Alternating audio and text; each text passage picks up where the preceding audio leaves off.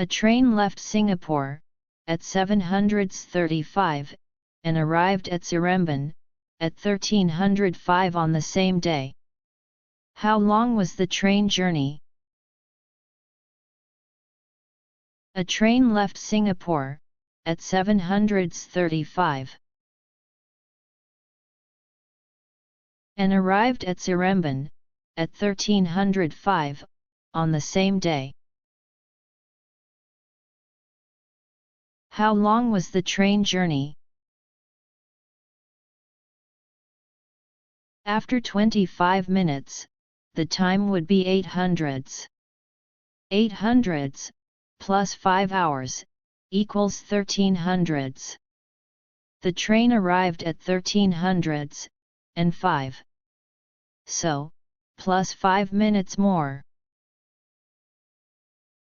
The train journey was 5 hours and 30 minutes.